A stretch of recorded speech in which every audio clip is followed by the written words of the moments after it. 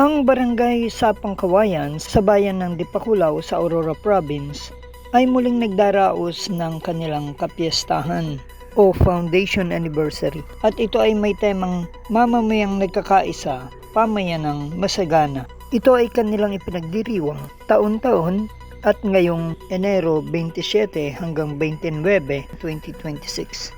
Itong January 27 sila ay nagkaroon ng fun run ng umaga at nung gabi ay Night of Praise. Noong January 28 ay nagkaroon sila ng Palarong Pinoy nung umaga at Coronation Night noong gabi nang ginanap na money contest ng mga mag-aaral ng kindergarten. Nagkaroon pa rin ng Tuklas Talino nung gabi. Sa January 29, pinakaaraw ng kapiestahan, magkakaroon ng parade, float competition at Zumba competition sa umaga at barangay night at awarding naman sa gabi.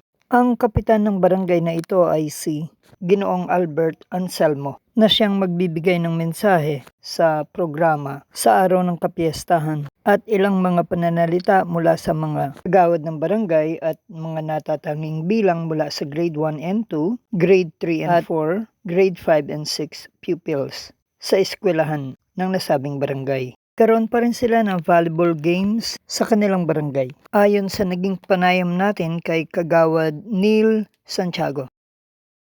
Konsyal, ano na nga po? Neil Santiago. Neil Santiago, okay.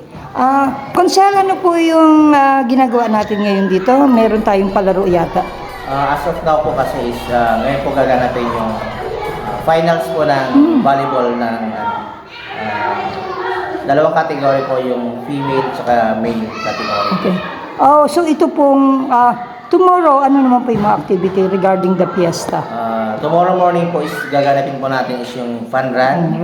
Na ano po dito is yung SK natin. Then, okay. Sa gabi po is magkakaroon po ng Thanksgiving and Night of Praise po ng gabi. Opo. Ano po yung mga ibang activity, magiging activity nyo dito? After po ng sa 28 po is magkakaroon po tayo ng, sa mornings magkakaroon po tayo ng palarong Pinoy na sa half day po yun gaganapin. Maghapon po, almost maghapon. Ano pong klaseng palaro yun? Mga Pilipino mga palaro? Nakadepende po sa mga konsehalis po natin na kasama kung ano yung mga gusto nila yung palaro. Yung rin mga katutubong palarong Pinoy yan, mga palosebo, mga gano'n siguro. Okay, so nabanggit ni Kap yung regarding po dun sa yung nagkaroon po yata tayo ng money contest sa coronation, magkaka-coronation yung mga bata po. Po, meron po tayo na ginanap po kanina po yung counting. Then is 28 po ng gabi is magkakaroon po ng yung coronation po. Then after po ng coronation ay magkakaroon po tayo ng Tuklas Talent. Okay. Singing and dance contest lang. Okay. Yun pong malilikom doon po sa fundraising dun sa mga children. Sa ano pong propose nun na puntahan? Ang proceed po nun is yung parang pinaka kitchen po or yung dining area po ng children po na barangay po natin. Sino po magiging speaker niya sa pinaka dito? Mayroon na po kayong invited? Wala pang pong invited po na na mga speaker po na. Pero mostly po yung mga LGUs naman po. Okay. Ang pupunta. Sige, thank you po. Yun.